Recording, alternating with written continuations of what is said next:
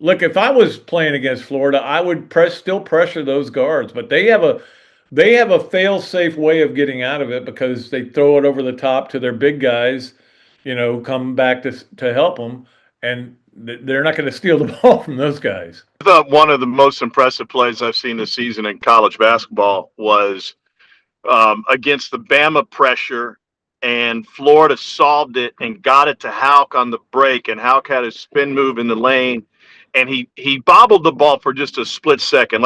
We take for granted his ball handling, like any guy his size would. Collected it, spin move, dunk, and I said to myself, how can you pressure those guys? Another duly noted podcast comes to you from the Meldon Law Studios at the Hacienda. Okay, and welcome into another duly noted podcast presented by Titan MRI and Imaging, coming to you from the Meldon Law Dooley Dome Gator Studios here at the Hacienda. We appreciate everybody for listening, for watching this, for listening to it, and also those of you who are subscribing on Patreon. I'm posting it on there as well. We appreciate you as well. Today's guest will be Tom Hart from the ESPN and the SEC Network. Tommy's a good dude, and we love talking to him. He had a game Tuesday night, so he was available today. On Monday, Coach Spurrier will be back, and Coach Spurrier already. It's funny because every time I see that Coach Spurrier said something, I go, now I get to read the story about another duly noted podcast. But this was different because apparently right after we did our podcast, and he had said this on our podcast, but he did a thing with the media up there in South Carolina because he's going to the South Carolina Athletic Hall of Fame, and he said, Dabo's got to understand there's no rules anymore, and it blew up, and it's all over CBS and everything. I'm like, gosh, we didn't get that. He said that on ours, but nobody gave us credit. But anyway, that's not the point. And then next Thursday, Chris Doering is going to join us. We got a lot of things to talk to him about, including the Steve Spurrier first year Coaches Award, which goes to Dan Mullen this year, and Doering Mortgage is a big sponsor of that. So we'll get them on to talk about that, but also to talk about, he's been around a lot of places. He's finally kind of calms down for him.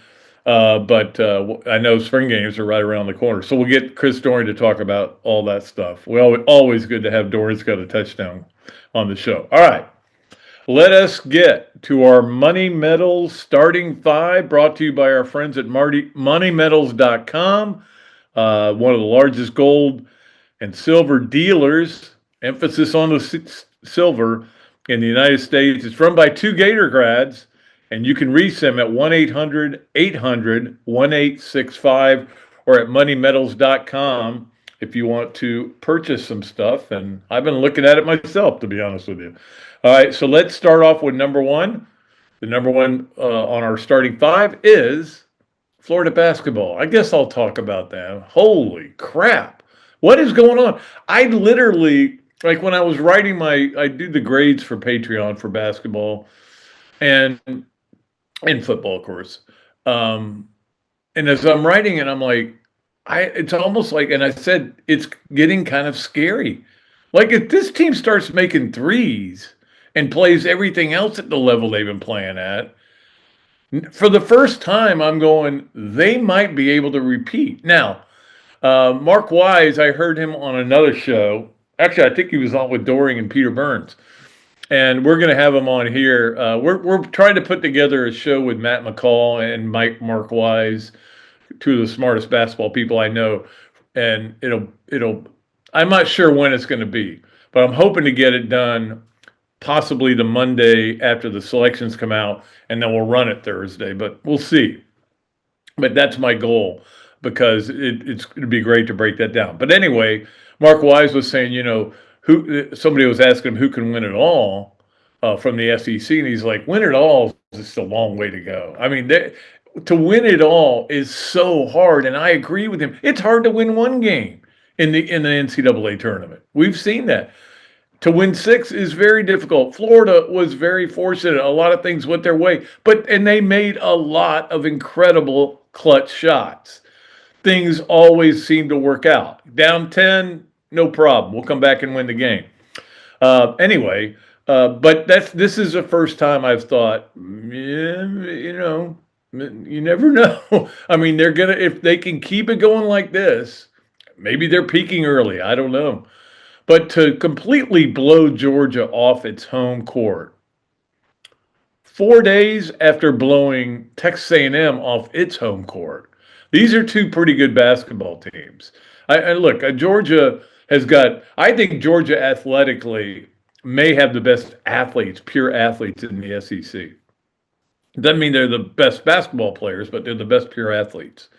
Surreal's unbelievable, and Smurf is a different cat that's hard to cover. Now they were without Wilkinson in this game, who's their leading scorer.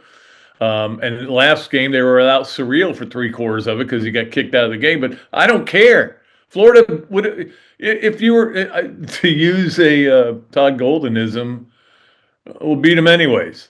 That's it.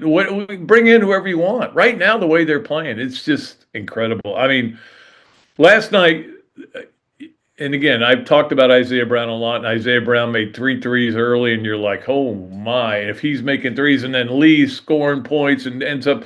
What about the line for Xavier Lee in this game? 18 points, 7 assists, no turnovers. This was elite basketball they were playing. Got off to a big lead. Of course, Georgia couldn't make anything, but again, it's very easy to say, well, they just couldn't make shots. This was the A&M argument. They just couldn't believe all the missed easy shots that they did. Maybe you missed them for a reason. Maybe the defense was good against you. All I know is Georgia's fewest points they've scored all year were in this game, 66 points. Chinyelu was unbelievable, 20 boards. Didn't get his double-double because he only scored 7 points. But for him to get 20, and he only played 25 minutes, had a little bit of foul trouble. But they've done a good job of defending without fouling. And to me, that is the key for this team. If they can defend without fouling, and I mean defend at a high level without fouling, the threes, they're going to make some, they're going to miss a bunch. It's not that big a deal. They can shoot. It's a bigger deal to me. Do you make your free throws? And they did last night, and of course it never really was close. That is 5 straight wins on the road for Florida. 5 straight wins on the road. That's pretty impressive. This is look, again, and I'm going to talk about the SEC in just a minute. It's a really good conference. There's no doubt about it. A lot of people still think it's the best conference. Other people say the Big 12, some say the Big 10. But they're in the running for best conference. They're going to get 10 teams into the tournament. So what they've done has just been unbelievable. The last 4 games, Florida's won by an average of 27.3 points. So the Georgia 20-point win brought their average down. Sorry, I got a little frog in the throat. Just amazing. Just amazing how well they're playing. And again, I know that there are some of you, but you're watching the game, though. You're not rooting for them not to peak, but there is a feeling like, gosh, this team is so good right now, but are they going to be able to be good when it really matters later in the season? But it matters now. It matters tonight. What matters is this game. It matters. You know what matters? Saturday's game now. That's the only thing that matters. And we'll talk about that in a minute. But anyway, for Florida and for Todd Golden, great win for them. He was very happy, very proud after the game. Let's get to number 2, which is the SEC race. Florida now leading it to number 2 on our Money Medal starting 5. Florida now still leading by a game, but the Florida-Kentucky game, it wasn't big enough. It had to get bigger. It's basically for first place in the SEC. If Florida wins, and then they still got Arkansas at the end of the year. Arkansas is the other team that's 8-3. Kentucky's 8-3. Kentucky's got you never know what you're getting from them, but there's going to be good. We know that there's going to be good at some point. Now what you've got to do is restrict the good. Keep the good from being very long. It's going to happen, and it happens with every team where they have a little run of goodness. You got to keep it from multiplying.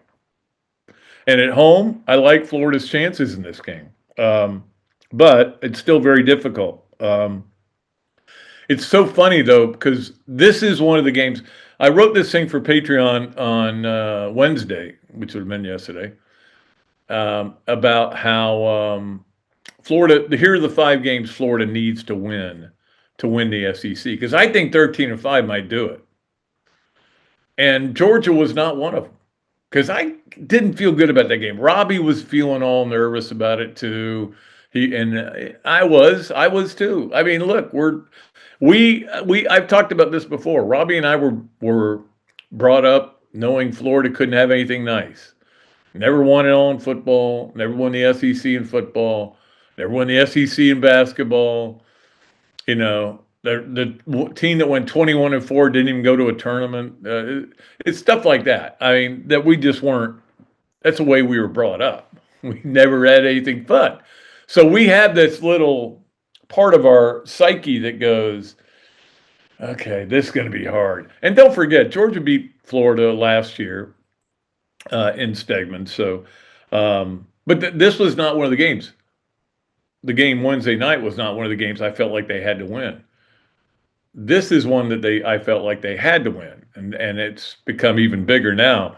And you know, the schedule is, if they can get through this Kentucky game, the schedule does get a little bit easier too. So if you can somehow win this game, and again, I'm not saying Kentucky's better than Florida, I'm just saying it's going to be a tough game.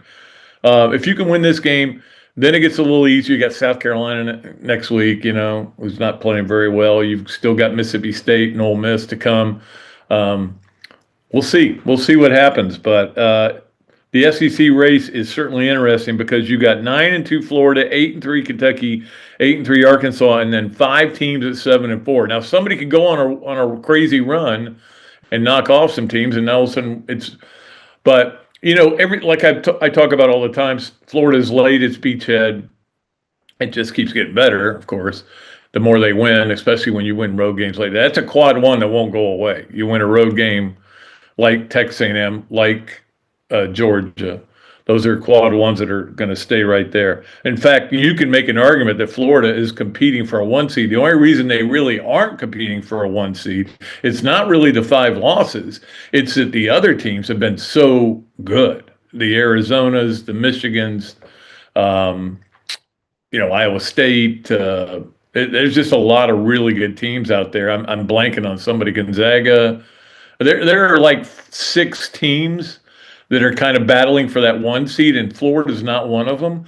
But if they just keep winning, and again, it's just kind of what they did last year, where they got hot and towards the end of the year, and then they went to the tournament and blitzed the tournament, and that ends up as a 1 seed, the last 1 seed. They could do that again. So we'll see what happens. Let me get to number 3 on our Money Medals starting 5. Brought to you by MoneyMedals.com, and that is that I may have been a little quick with the Bucky McMillian's a lock for Coach of the Year from Texas A&M, and maybe not. Maybe not, and here's why. You can make this argument for Todd Golden. Right now, as we sit here right now, at this moment in time, I'm not saying he's going to be Coach of the Year. I kind of doubt it, because when you're defending national champs, you don't, you know, if you win the SEC, everybody's like, whoop-de-doo. Not us. We're not going to feel that way. But my point is, if you look at Todd, he had to rebuild his team based on the fact that he has 3 NBA players that went to the NBA. That's where they would go if they're NBA players. Walter Clayton, obviously, Elijah Martin, and Will Richard, and they've all done really well. They've done pretty good at the NBA level. They're very popular members of their team, which no surprise here. But he lost those 3. Then he also lost Denzel Aberdeen to Kentucky, which will be interesting seeing him come in. But he has taken this team, remolded it, reshaped it, struggled early, a lot of tough losses, brutal schedule. Maybe it was too hard, but maybe it wasn't. Maybe it was just right. And at one point, they were 9-5. Nobody's thinking, I think Florida can repeat. Now everybody feels differently about them. And if they won the SEC, and let's just say they win it by a couple of games, yes, I can see Bucky McMillan. I can see even if Mark Pope um, finishes a game behind Florida, I could see him winning it. Usually, the guy who won it all last year doesn't win it, but I mean, he's certainly got to be in the argument. Look at the job he's done. This is a team without the guards they had last year, without those three guys that are just blowing people out. Last night, their three guards scored 55 points. When they do that, they can't be beaten. So I don't know. I'm just saying is what I'm saying. I guess. Let's get to number 4 on our money medals, starting 5, and that is that Florida has 9 players who have been invited to the combine. I know this because John Summerall tweeted it out. He tweets out everything. To be honest with you, I need to get on John a little bit because he tweets out everything. And every time he tweets something out, I think, oh, they get somebody? They get a commit? Did they get a player? Did somebody transfer in? No, it's Florida's playing volleyball tonight or whatever. But I get that. He's enthused. He's fired up, man. That's the way he operates. But they got 9 players invited to the combine, and I'm very happy for all 9 of those guys. I covered the combine one time. I never would want to do it again. The year Tebow went, though. And I was there basically for Tebow, but obviously I was there for 4 days and I had to do all these other stories, but there were 10 Gators there, which was off a team that had won basically 2 national championships and was this close to a third one until they lost to Alabama. So that was that team. That team won 13, 13, and 13 games and 9. So there were 10 players off that team. Now, the numbers have gone up for the combine, but for Florida to have 9 players, to me, says this more than anything. You guys had the players. You didn't coach them right. And again, I'm not trying to just throw Billy Napier under the bus. I'm sitting here with a James Madison helmet right next to me, right here. So, because I hope he does well there. But obvious should be obvious. You got 10 players at the combine and you won 4 games. That's not a lot of, or 9 players at the combine. You won 4 games. That's not a lot of wins per combine guy. I mean, there was a team back in 77 that had the record, I think was 10. This was when the draft was 7 rounds, I think. Might have been 10 rounds. But anyway, and that team only won 7 games. We used to make fun of that team. But this just tells you that's more than anything what it tells me. Now they had a lot of these guys that were injured, like Caleb Banks missing a lot of time, and now he's at the combine and everything. And but the bottom line is these guys just weren't put in position to win games, and that's what I've said many times. I've said it over and over again, but I'm going to continue saying it, and hopefully I can stop saying it when the other guy, this new guy, John Summerall, and his staff puts people in position to win games. That's all I'm asking for. Put them in position to win. And that what does that mean? It's a very generic term, but it's a very specific term. Put them in a place that allows them to take advantage of their skills and their abilities. Don't put them in bad spots. Don't put a slow safety on one-on-one coverage. Don't decide you're not going to throw the ball deep because you can't block. Go max protects and do it. I mean, look, I'm not a coach. But I know a little bit about football, and I know enough to know when a team's not well coached. Usually it's because they lose games. All right. So anyway, that Tebow one was crazy. And, I love to tell stories about it. And one's about the Gronkowski. I've told that story many times, but the other one was about Tebow. When he came into the room, the media boys all swarmed him, because he was the guy they were there for. And that's not just me, that was everybody.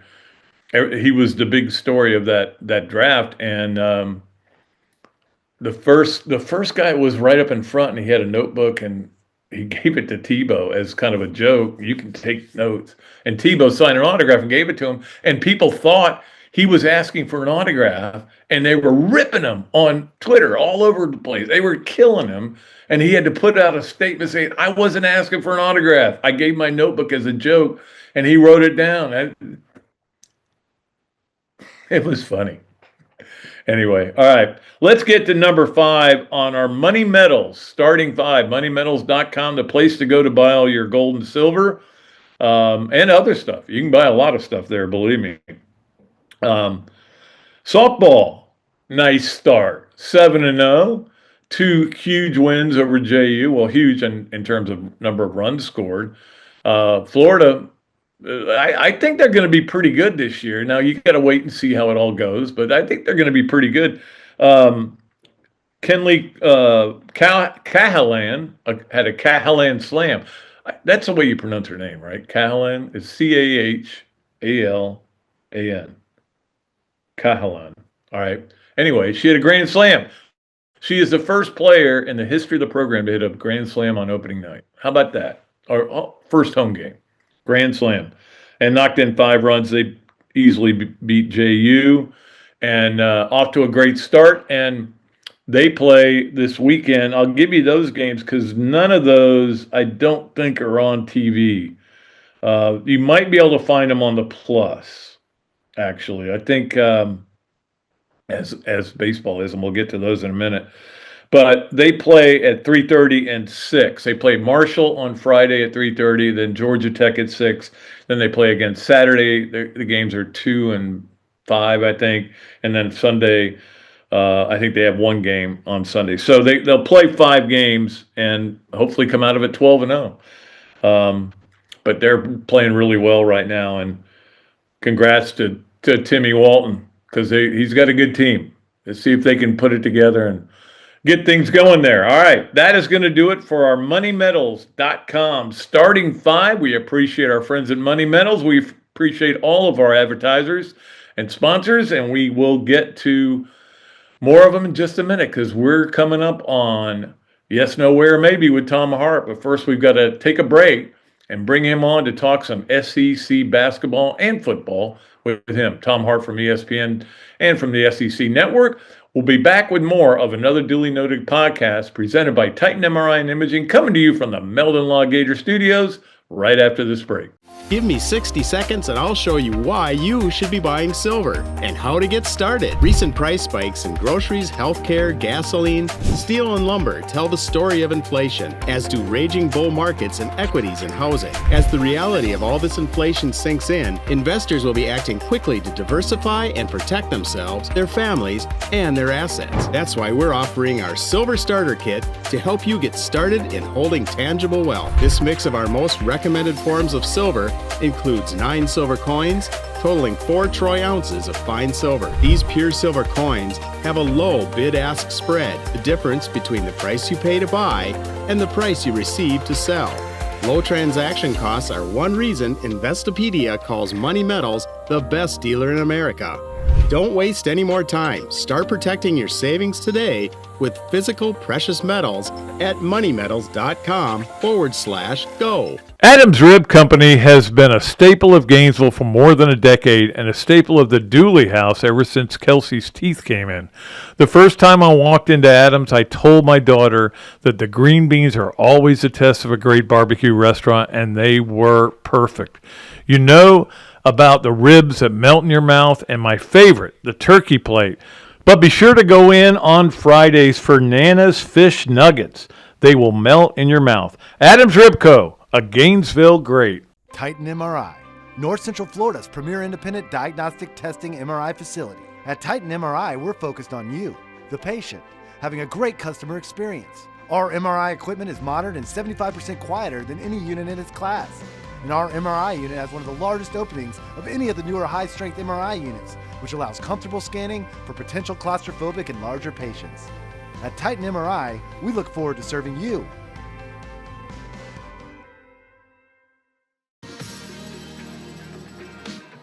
Okay, welcome back to another Dooley Noted podcast presented by Titan MRI and Imaging, coming to you from the Meldon Law Gator Studios. It is a great pleasure to bring in our friend Tom Hart from SEC Network, ESPN. Everything he does, he's everywhere. He is a man about town. In fact, you can see right now he's driving a car, which is hard to do as you're doing a podcast. But he can do it. He can multitask, and he's getting ready to head to Arkansas, right? Yeah. I need one of those self-driving cars. Could you help me invest in one of those? Yeah, well, I would be nervous, but I have a hard time letting go of the steering wheel when I go through the car wash, you know.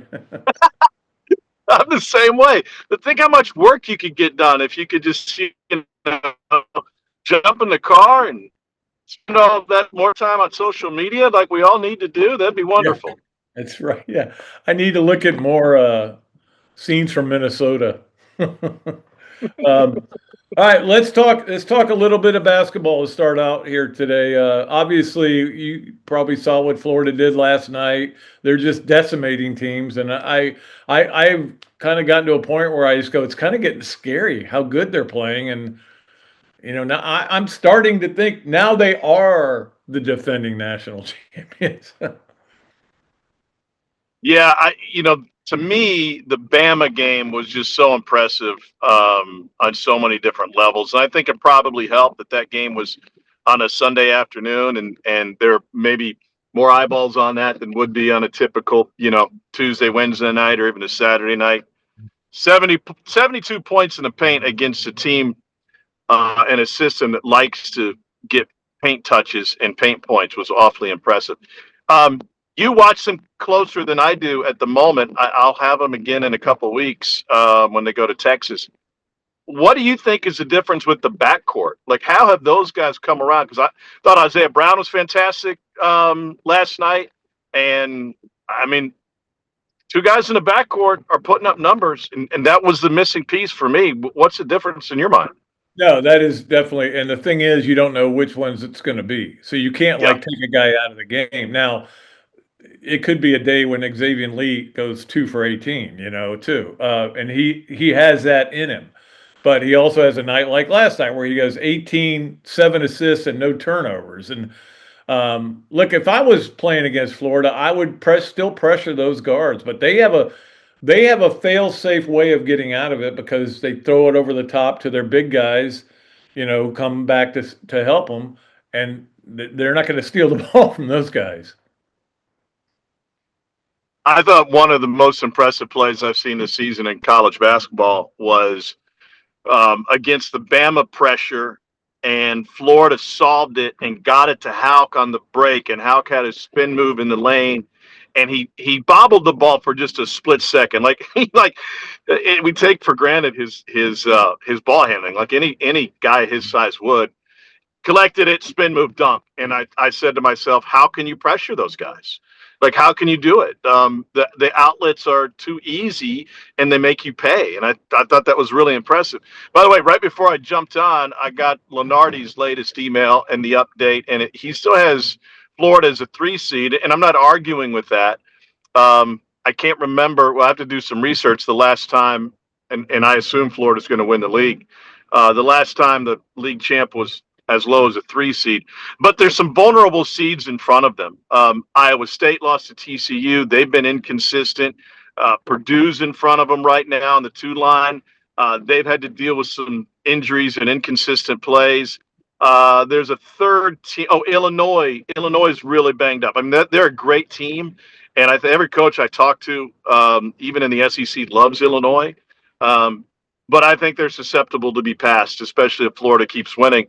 And with 2 games left against Kentucky, there's huge opportunities from just a national perspective, right? Like, that logo means something to the folks who cover college basketball, and you may not be able to trick the computers, but those would still be very valuable wins for Florida.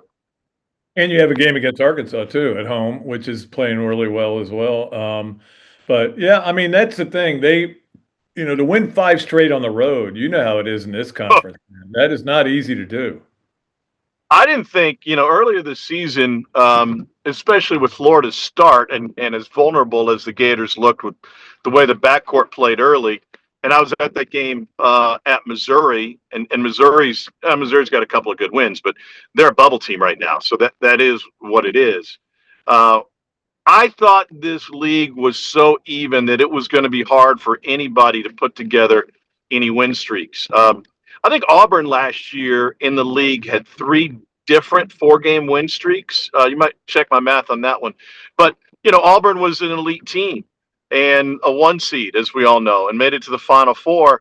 And I just looked at the league earlier, late January, and I thought, okay, well, nobody's going to be able to do that. Nobody's going to, be consistent enough to put together any sort of win streak, home, road, or otherwise. And on top of that, there's too many other really good teams. But Florida has turned out to be the most consistent of all these teams that have, even the ones with high-end talent, like Arkansas, like you mentioned. Like I think Acuff is amazing and one of the best point guards in the country in a really heavy class. But they've been inconsistent. So it makes you appreciate what Todd Golden's put together even more. I think people are starting to appreciate him as a coach. I mean, because Yeah. when you think about it, he lost 3 NBA players from last year's team, and had to fill it in with Boogie Flan and Xavier Lee. And Xavier Lee wasn't good early, and everybody's like, why did they spend money on him? And now that's all worked out. But he's 9-2 in the league, and I mean, he maybe the guy's a pretty good coach. Well, coaching these days is also, you're not just a coach, you're wearing a general manager hat. And I think it was fair to look at, Kentucky throwing a huge bag at Denzel Aberdeen and thinking, man, it would have been better for all parties. Early in the season, it would have been better for all parties for Denzel Aberdeen to stay in Gainesville. I mean, maybe not his bank account, but Yeah. that is what it is. And I wish we could get to the point, like, if I want to check in on the Braves finances, I can just go to a website and click and see how much everybody's making. Obviously, we don't have that in college The basketball. lack of transparency is one of the real problems with the NIL. I believe.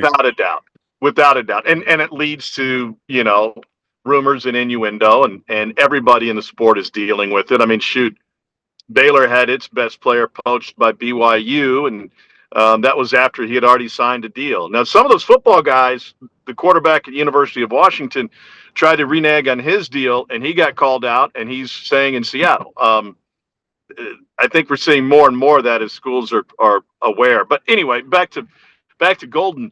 It's not just what you're doing in practice to get the guys ready. He's obviously a fantastic game coach, and I think he and his analytics guys are ahead of the curve with a lot of stuff. One thing we discussed last year and haven't gotten too much into it this year because they don't play in close games is Florida's willingness and ability not to foul up 3, to foul up 6, which is a new wave of thinking, when it comes to points per possession and forcing the team that you're ahead of to try and manipulate the clock. So anyway, I think all of that makes him a great coach, and I think their ability to general manage this roster looks better and better every day with the way the backcourt's playing. I'm sure you get this question a lot because everybody, after the SEC won it all last year, had 2 teams in the Final Four, had half the field for the Elite 8. Everybody's saying, okay, can anybody in the SEC win it all? And of course, Florida would be the obvious answer because they're leading the league. But do you think anybody else could be a Final Four team? I'm not necessarily win the whole thing, but just that would mean winning 4 games. Yeah, I thought you were going to ask me if I get the question, like, do I ever make it to my destination? Because I'm still, and I'm almost there. I'm not crazy about Tennessee, but Nate Ament is playing like a superstar. Yeah. And, it's not apples to apples, but Rick Barnes went to the Final Four with Texas. And they lost to a team that was led by a freshman by the name of Carmelo Anthony, who won a national championship for Syracuse as a freshman. And that was a different era. And we have more influential freshmen now than we did back then. But I think Nate Ament, the way he's playing and the way Rick Barnes coaches him and allows him to play, if he gets on a heater, and he doesn't have to get on a heater for every one of their tournament games, right? But he could carry them through the second weekend to the Final Four. Alabama, too many question marks, but I wouldn't be terribly surprised. They've got to get healthy on the inside.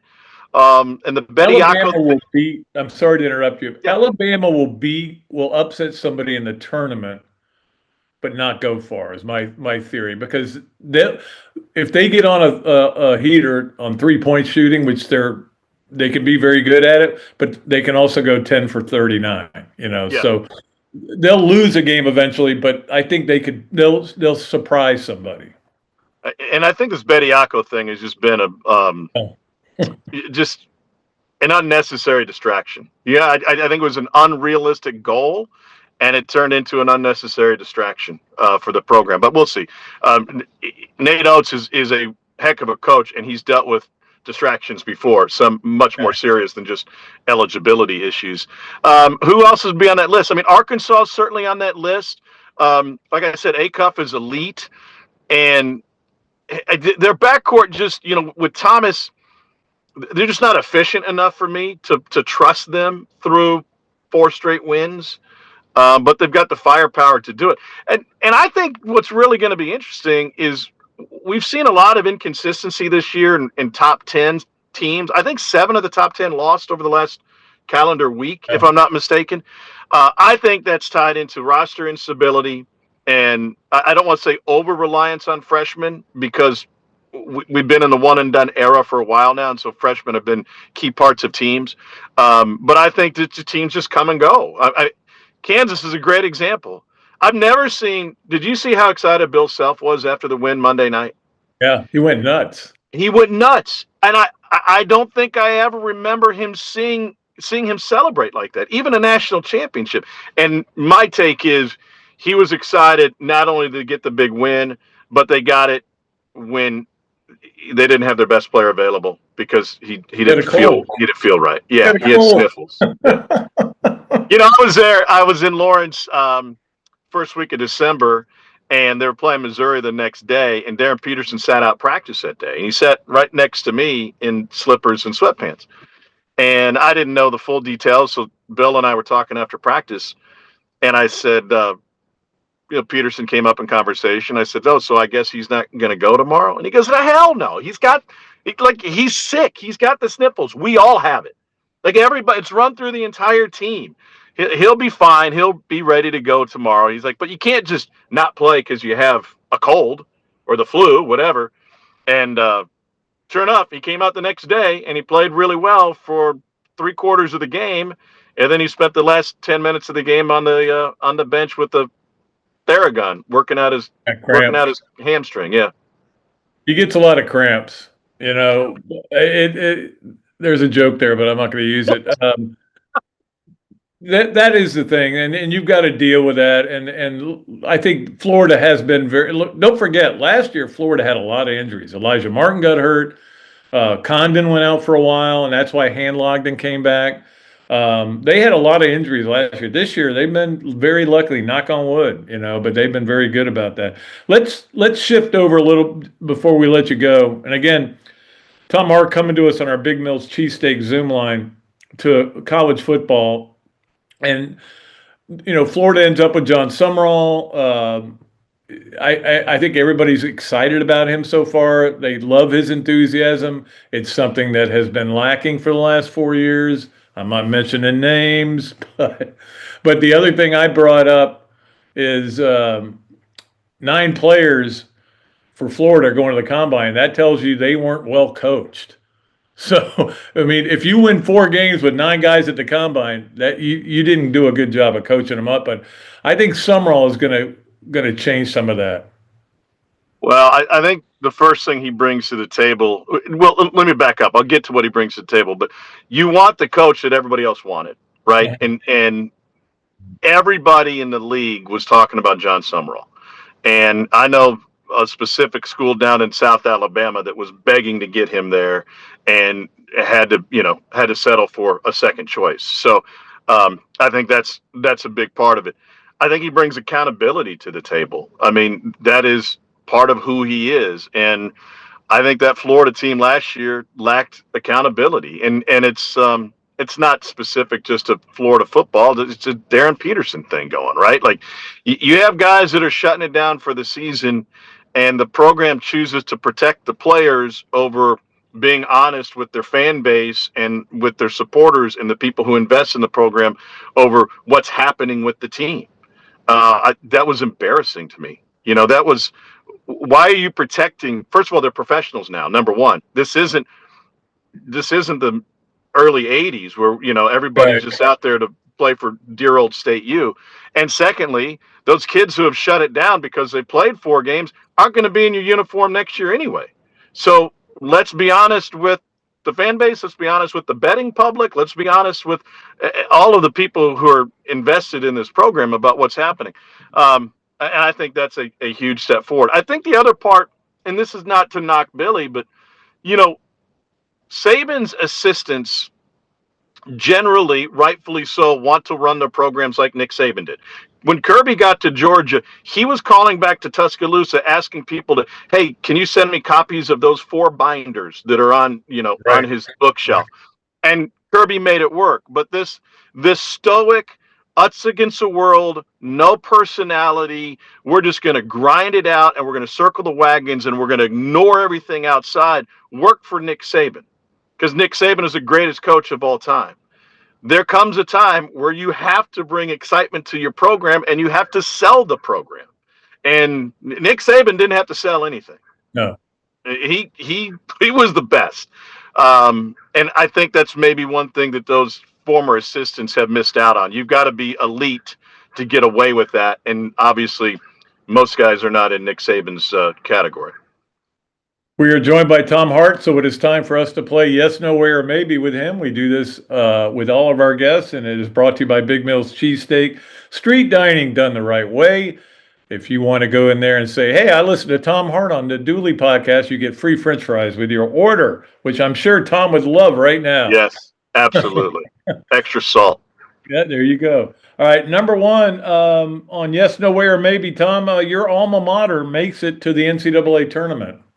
Yes, they had a huge win last night. Missouri did at Texas A&M. Was a big one. I'm still trying to figure out how Bucky McMillan was granted a timeout under 10 seconds to go when they didn't have possession of the ball, but that's another story. And I think the league's good enough to lift a team like Missouri. The wins on the road at Kentucky, at A&M, home against Florida. It's going to be hard to say no. All right, number 2 on Yes, No, Where, Maybe, brought to you by Big Mill's Cheesesteaks. You might be willing to sell your Pop-Tarts half zip. Everything's got a price. Well, you put it up on Twitter, okay? Yeah. Or Facebook, wherever you put it up. And I saw it and I went, I want that. You know what? If you have a good fundraiser in mind, yeah, we give money to charity and find a way to make that work for you. Absolutely. All right. That's an easy yes. We will make that work. And finally, number 3, you have woken up in a bed. This is not after drinking or anything like that, and wondered where you were. What city you were in. Absolutely, yes. Absolutely. Yeah. I've gotten to the point in my age now when I leave the hotel room, I take a picture of the room number. Yes. With my phone. Yeah. And it took so a couple of hacks for you travelers out there. That's an easy one because you never want to keep the sleeve in your pocket with the key because if you lose it, then someone's going to room 618 at the Hilton and taking your laptop. So you take it out of the sleeve, I always keep my back right pocket. Number 2, when you have a late schedule like I typically do and you need to sleep in, use that clothes hanger with the pant clips and use it to close the curtains tight. So there's not that sliver of sunlight that gets you at about 7 a.m. and forces you out of bed. See, this is an experienced traveler right there. He knows what he's doing. That is a good idea to take a picture of your room because I was on a cruise over Christmas and I literally could not remember what my room was. And on a cruise, you're walking all over the place and I'm like, I give up. I just give up. I'm just going to go to the bar and sit there. Here's the thing. It's totally natural to forget your room number, right? But what makes it awkward is if you've forgotten your room number and you go to the bar and you have a few pops and then you have to go to the front desk and go, hey, can you tell me which room I'm in? Here's my ID. And they're like, this guy, right? So take the picture first and refer to it. And by the way, I also made the mistake recently. I was in room 1110. No, I was in room 1101. I got it transposed, and that poor bartender was given a very nice tip on a couple of cocktails, and that went to room 1110. So sorry, whoever was in 1110. Yeah, well, that does happen. Hey, it also happens that you come on the show. We appreciate you when you're on so much. And have a good game Saturday. I know you'll enjoy it. And have fun. I'm looking forward to watching that game. Thanks for having me. Yeah, be a good one. And ESPN at 8:30 Eastern with Dane Bradshaw. So we'll see if he can do his best Chris Collinsworth impersonation. Yeah, and you got my text about Dane. I love watching Dane. And there's a lot of guys who just talk over the play that is happening on the court, and Dane gets it out there quick and you move along to the next play. And I told you to tell Dane how much I appreciated him. He appreciates it, and what did he say? He should have thrown down a 360 against Florida instead of a layup. Yeah, that layup has stuck with me for a long time. He stole the ball and got a layup to win the game, and that stayed with me. But thanks so much for joining us, Tommy. Thanks for having me. All right, we'll be back with more of another duly noted podcast presented by Titan MRI and Imaging from the Meldon Law Gator Studios right after this break. All right, it may be a new year, but it doesn't mean you have to back off any of your goals as far as losing weight. I know I've been working even harder on it, and of course I get an assist from BMI TeleMed. They help us out with our New Year's resolutions, even if I've already broken 2 of them. Not the food ones, though. Weight loss is your goal. Get with BMI TeleMed. They use GLP-1 medications, and they are individualized, and that's the great thing. I've been through this, and Charlie, just talking to him, it was so great to make him understand, and he understood what I was doing. It's not about just losing weight. It is about keeping it off. You know that. We're all excited about the new year, and we're going to lose weight, but when you lose it in the first month, then you got to keep going. BMI TeleMed is sensible. It's straightforward. It's affordable. No contracts or hidden costs. BMI TeleMed is donating $1 for every pound you lose to the Florida Victorious Foundation. So go Gators. I'll join the listeners on this podcast who've already lost over 600 pounds. Are you kidding me? I'm 60 of them right there. All right, contact BMI TeleMed today at 727-383-1677. Coach, you know what always impressed me? How you beat Florida State to win the 1996 National Championship. And I was really impressed with your 06, 08, and 09 Gator teams. And the way you coached Danny to the Heisman Trophy. A lot like what you did with Tim Tebow. You know, you won more SEC championships than you lost home games at the Swamp. And you had plenty of super games in front of our Gator Nation. Yeah, there really is something special about the Swamp. I guess that's why we say about the Swamp, only the Gators get out alive.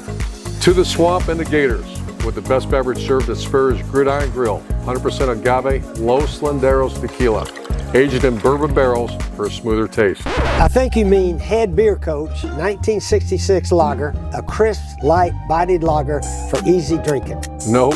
Los Landeros tequila, smooth enough to drink neat and bold enough to elevate a cocktail. 1966 lager, enjoyed on game days in the fall or whenever you need a winning cold brew. Los Landeros tequila. 1966 lager. Los Landeros. 1966 lager. Y'all stop bickering. Okay, you're both wrong anyway. The best thing Spurrier's Gridiron Grill offers are Jerry's famous chocolate chip cookies.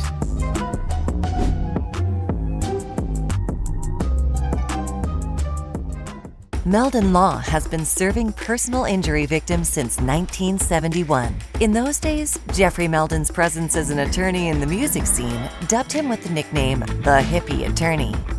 And although times have changed, 2 things haven't: our commitment to bettering our community by helping the injured, Albert, are you ready to go to the game?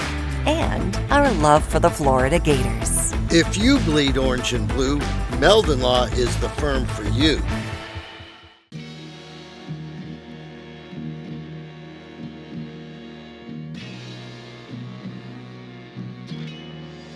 Okay, welcome back to another duly noted podcast presented by Titan MRI and Imaging, our good friends over there, Joe Calorio, and coming to you from the Meldon Law Gator Studios, our good friends, Jeffrey Meldon.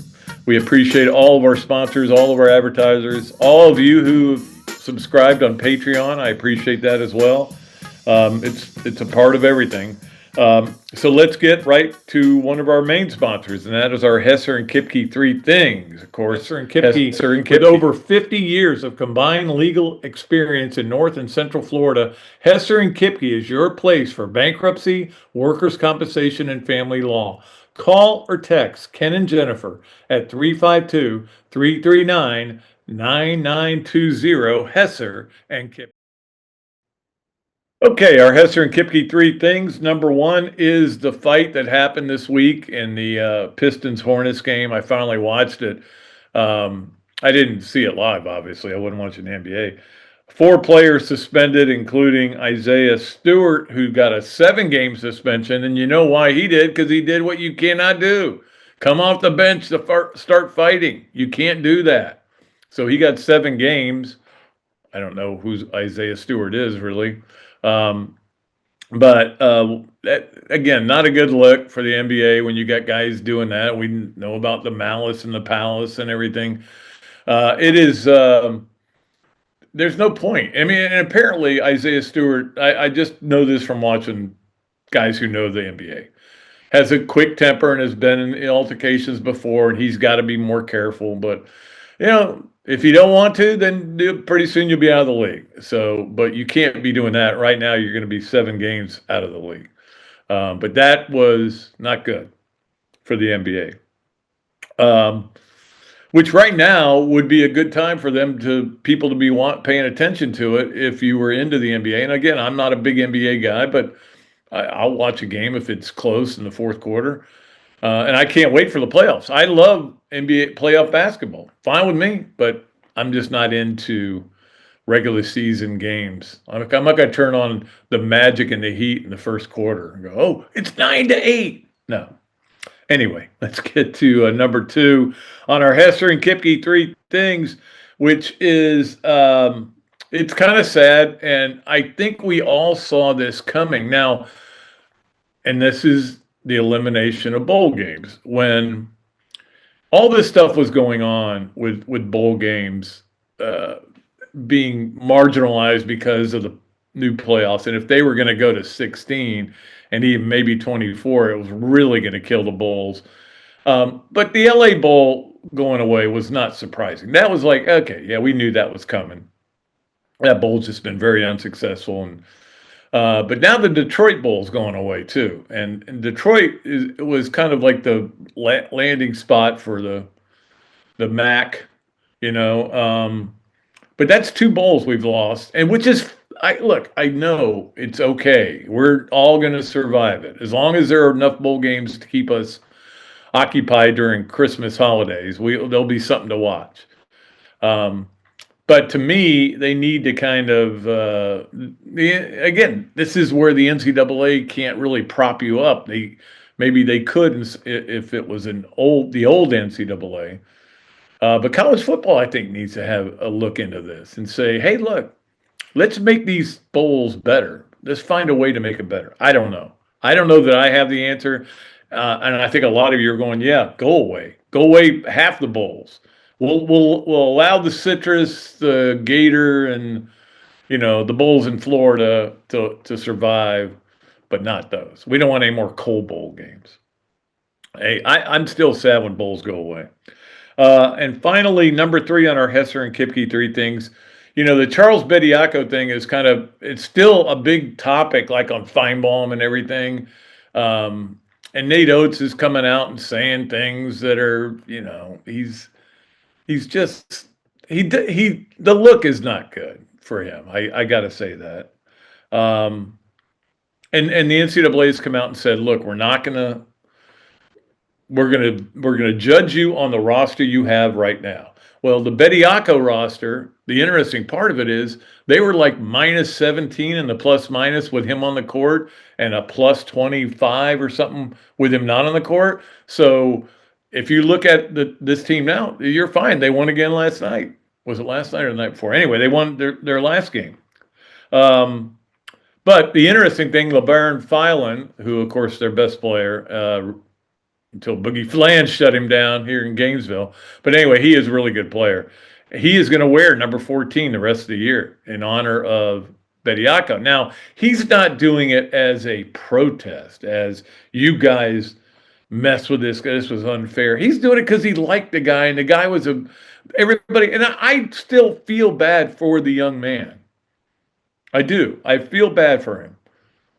I feel bad that Nate Oates put him in that position because he knew at the end of the day it wasn't going to work. It wasn't going to last. It was somewhere along the line somebody was going to lose their mind and they were going to stop this from happening. We knew that.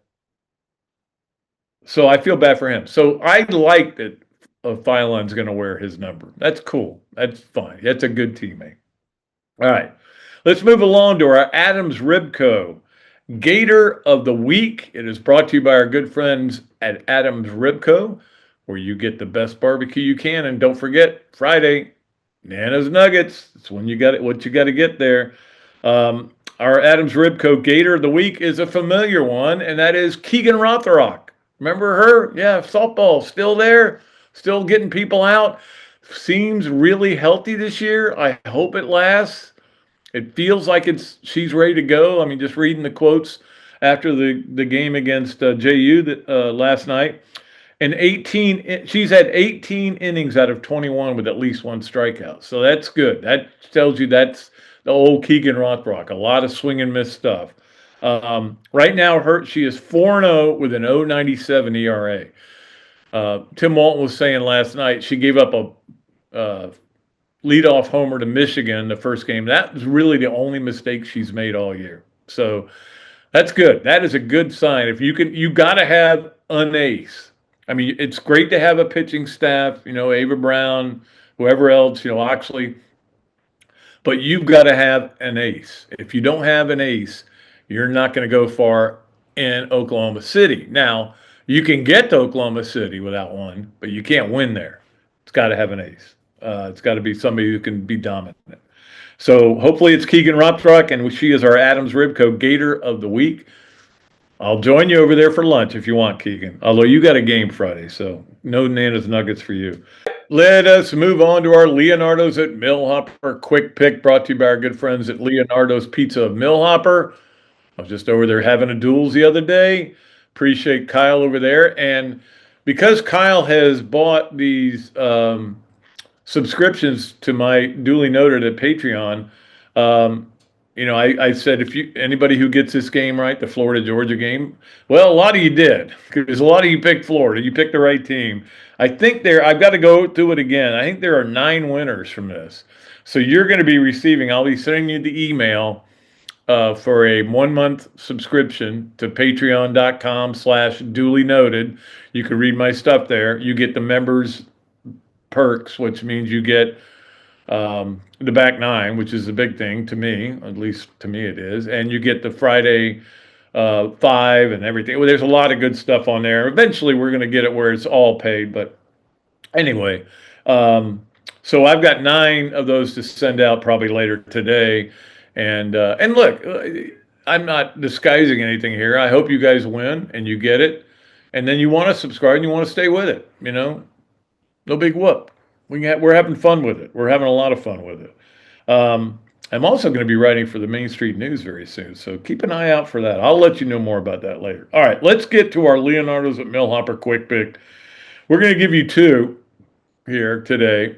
If you get them both right, you can win another. I think we have some. I think I have about 4 or 5 left. So that Kyle has given me to give out to our listeners because he's a big supporter of this podcast. But we'll get those out to you. So you got to get both these games correct. Kentucky at Florida. It's here in the O-Dome. I can't give you a spread because I could throw a spread out there, but I would just be guessing. My guess would be Florida be a slight favorite, but I'll just make it an even pick. Kentucky at Florida, and then Oklahoma at Florida in gymnastics on Friday night. So you got to get it in by Friday at 7:00 to be eligible. Oklahoma, I'll just give you all the deets. Oklahoma's number 1, Florida's number 5. Oklahoma is really good. Florida's really good. Had a bad meet last week. I'm sure they want to do something special this week. It's going to be a packed O-Dome. This weekend is going to be crazy. We've talked about it. I'm going to talk about it some more. But anyway, those are the two. Send them to patrickdooley54@gmail.com. You're also qualifying for another pool of the Leonardo's at Millhopper $25 gift certificate. And I may throw something else in there, to be honest with you, because I appreciate what Kyle's doing. So I may throw a hat or a book in there. And we'll probably do a pull. I would say maybe next Thursday when we have Doring on. Maybe we'll get him to pull it for us. Although that is Zach's job. I will say that. All right. So that's our Leonardo's at Millhopper quick pick. And again, if you get both of them right, these are two chances to qualify. But if you get both of them right, I will send you a subscription to another duly noted, not another duly noted podcast, but to my Patreon site. Okay? All right. That's enough with Patreon. Let's get to our BMI TeleMed Smart Move of the Week. It is brought to you by our friends at BMI TeleMed, the weight loss specialists achieve and maintain with BMI TeleMed. 727-383-1677. People who listen to the show have called them, got their discount, which they give you, and become members and lost well over 600 pounds. I need to get the new numbers on that, where we are with that. And I'm certainly among them. So our BMI TeleMed Smart Move of the week, is Todd Golden and what he is able to do. Now, I know I made this big speech about he could be coach of the year, but this is more of a Gainesville-centric discussion right here. Because as this season was going along, we're trying to figure out what is going to work for Florida and how it's going to go. Todd had a plan. And he knew that what he needed to get, he needed Isaiah Brown to be the third guard. And when I say third guard, I mean the third sub coming off the bench, and the fourth guard. He needed to be the fourth guard. I'm doing math in my head real quick. So to me, it's Fland and Lee, and Fland and Lee had to play better, and they are. But then he can bring in Clavchar and Brown, and if you look at that game Saturday and his third big man, which is Micah Handlocked, and in that game, Wednesday night, last night, all three of them played right around 15 minutes. That is perfect. He is setting this thing up beautifully. You got to have 8 players to have a chance. You can't try to do it with 7, 6 is certainly not going to work. I think he's got them in position. Let's go. We're ready. Now, I may feel differently in 3 weeks, but right now I feel pretty good about it. And that's why he is the BMI TeleMed Smart Move of the week, because he knew what his plan was. It was just a matter of how we get to it, and don't get to it too fast. Don't play Isaiah Brown if he's not playing well. And Isaiah Brown wasn't great early. And I kept thinking, God, if this guy could just make some shots. He's got athletic ability. He would do things that even last year that I go, man, he could jump out of the gym. Now he's doing all those things. Clavchar is way better than he was a year ago. Handlockton is just what you need. Don't forget your 3 is a 6'8" jumping jack who is going to be a high pick in the NBA. So, I mean, I like this team a lot. I like everybody. I like it a lot more than I did in December. Okay, but it's a good team, and that's because they have a really good coach. Okay, it is time for this, that, and the other. What do you want? This, that, and the other. Okay, this, that, and the other is brought to you, as you know, by Notary Joe's Mobile Notaring. You can come; he'll come to your house and do your notaring for you. Is that a word, notaring, or is it notarying? I don't know, but it's notaryjoe80@gmail.com is how you get a hold of them, or call them at 863-990-4884. Joseph Newton does a great job. Also brought to you by Dar Shakow Insurance, home, auto, commercial, life. All of your needs can be taken care of at Dar Shakow Insurance. And is brought to you by the Atlanta Hustle, the Southeast Ultimate Frisbee team, the Atlanta Hustle. We got to see how they're doing. I got to check on them. I think they're doing pretty good. All right, so we'll get to that. I will find that information out for you. I promise you. All right, my man Matt Lerner will get that done. All right, this is that Florida. If you remember back in the olden days when Florida hired Dan Mullen and wanted to hire Chip Kelly, if you recall, Chip Kelly, they went to his house up in New Hampshire twice. Just didn't work out. A lot of people felt like when he went, and that is when he went to UCLA, a lot of us were saying, boy, they Florida dodged a bullet. This guy can't. It wasn't doing well. And Mullen was winning. We thought win. That's a win for the Gators. Well, obviously, neither one of them worked out. And then one of them did work out at Ohio State as their offensive coordinator, won a national title. But then he went to the Raiders, and that didn't work out. So Chip Kelly is he is an interesting dude. All right. But the other, finally, on this, that, and the other, is that the Nebraska AD, Bill Moose, is it Moose or Mose? It's Bill, anyway, retired AD, wrote a book, and he talked about that hiring process, and he said that he wanted to hire Chip Kelly, the Nebraska AD. He didn't want to hire Scott Frost. Scott Frost showed up for their meeting in sweatpants with with half a beard.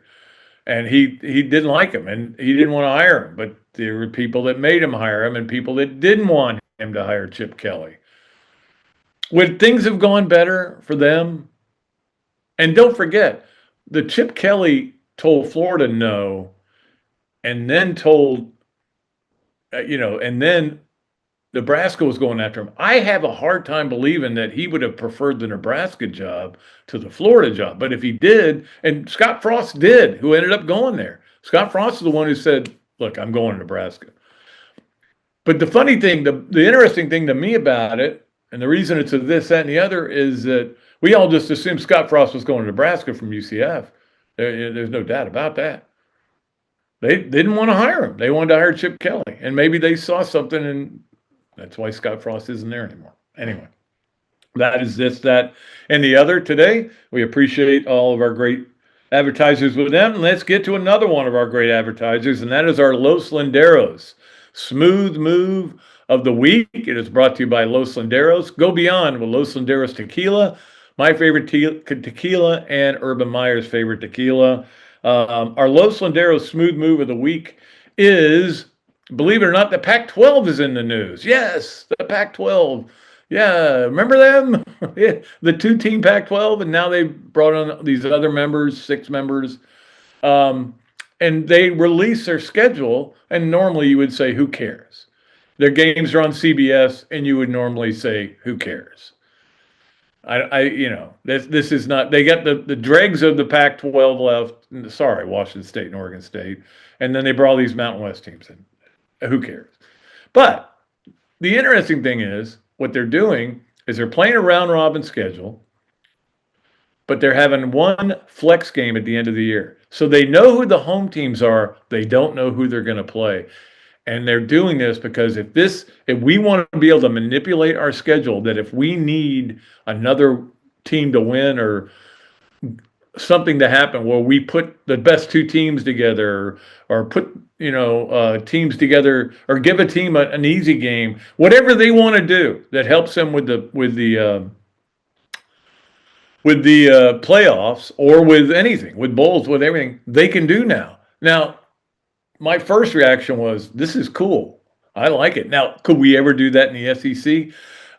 Alabama and Auburn, you're not going to be playing the last weekend of the season. Instead, we need Alabama and Georgia to play because that way we get more teams. No, that'll never happen. Not only that, but you can't really do it because, the schedules are set up and the SEC has 16 teams. You couldn't do it in the Big 10, or you can't do it in the Big 12, or you can't do it in the ACC. But you can do it in the Pac-12. Or why they keep calling it the Pac-12 is beyond me. It's actually the Pac-6 or whatever it is, Pac-8. And that's what it used to be, right? The Pac-8. They need to go back to that. Anyway, that is our smooth move of the week because look, you got my attention at least. If you got my attention, the ultimate college football fan, you got some other people's attentions as well.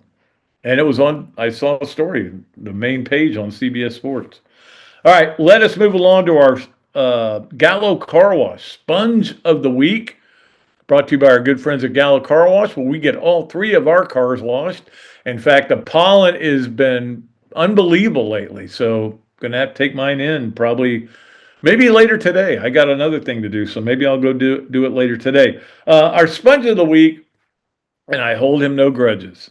Okay, this is don't hate the player, hate the game, but is Solomon Tulapupu, one of the great names in sports, who was granted a 9th year of eligibility at the University of Montana or Montana University or Montana, whatever it is. So he's playing at Montana. He's going to have a 9th year. Look, if you can get a 9th year somewhere and you want to stay in college, take it. I know guys who were on 9-year plans to graduate. They had to pay their own tuition, but you're getting tuition, you're getting medical, you're getting all this food and everything. Why not if you can do it? Don't hate the player, hate the game. And the bottom line is, it is taking a scholarship away from a high school kid. That's the bottom line. If he doesn't go, that scholarship's available. If he's got to leave, and they can bring another kid in. And this is where I think a lot of people are very upset about it. Not necessarily this guy. Miami had a guy 2 years ago that played 9 years. I mean, this happens in sports. I mean, Aguilar's trying to get another year. Pavi is still, I think, Pavi's at the combine and he's still trying to get another year. So, but anyway, that is our Gallo Car Wash Sponge of the Week, and I don't know where this is all going to end up. That's the bottom line. Finally, as we always do, we wrap it up with the Swamp Games of the Weekend, and boy, we have so many. We can only go through so many of them because we're running out of time here. But we'll start off baseball. If you were wondering, Florida plays UAB 6:30 on Friday, 6 o'clock on Saturday, and 1 o'clock on Sunday. All those games are on the SEC Plus. If you wanted to watch those games on the almost knocked my thing off. SEC Plus. So that's where they are. It's going to be tough to watch all the baseball because you got so many other things to watch, and I'll get to some of those. The Link to Pink, the gymnastics, which is Friday night, starts at 7 on TV. Get there at 6:45, they always tell you, but it starts at 7 on TV, and it is on ESPN 2. Number 1 versus number 5. We will be mesmerized by that. So that's the thing. I'll put that on one TV. I'll have the baseball on another TV. There's a lot going on this weekend. And I'm not even mentioning the Gator Invitational because that's not televised, but don't forget they're playing out there on Saturday and Sunday as well. The Gator Invitational with your great Gator golf team. Men's golf, by the way. Saturday basketball, we only give you the ranked, unranked, and some key SEC games. Kansas at Iowa State is a 1 o'clock game on ABC. That'll be a good game to watch. They're both ranked. Texas A&M at Vanderbilt. I like that game, 1 o'clock on SEC. So, yeah, there you go. There's my Saturday. Got 2 TVs going. Kentucky, Florida's at 3 on ABC. Now, what does that tell you? You're not going to see the beginning of Kentucky, Florida, probably, because the other game will go a little bit late, and then they'll go, the game's being shown on ESPN News or on the ESPN app. I don't want to watch the ESPN app. I want to watch it on TV, but it's the way they do it in college basketball. Also, Texas Tech at Arizona is a 6:30 game on ESPN. That's a good ranked, unranked game. That'll be fun to watch. Auburn at Arkansas, 8:30 on ESPN, and Texas at Missouri, 8:30 on ESPN too. So you got a lot of good SEC basketball games. Also, Pebble Beach is this weekend. I love watching Pebble Beach. It's mostly on the Golf Channel until you get Saturday, and then CBS is carrying it starting at 3 on both Saturday and Sunday till the conclusion. That'll be fun. The Daytona 500 is Sunday at 2:30 on Fox, assuming we have no weather issues. I don't know where we are with weather on that. I think it's supposed to be nice all weekend, but we'll see. So that's just the highlights of everything. There is so much going on this weekend. What a great weekend it is in Gainesville, FLA. I mean, when you've got baseball season starting, softball's tournament starts. We gave you those times. I think one of them they may be on the plus. I'm not sure.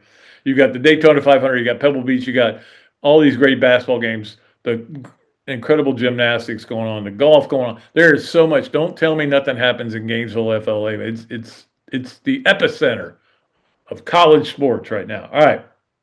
That'll do it for the show. Appreciate Tom Hart for coming on. Always enjoy his time. Appreciate all of you for listening or watching another duly noted podcast presented by Titan MRI and Imaging and coming to you from the Meldon Law Gator Studios. We'll be back with another show Monday.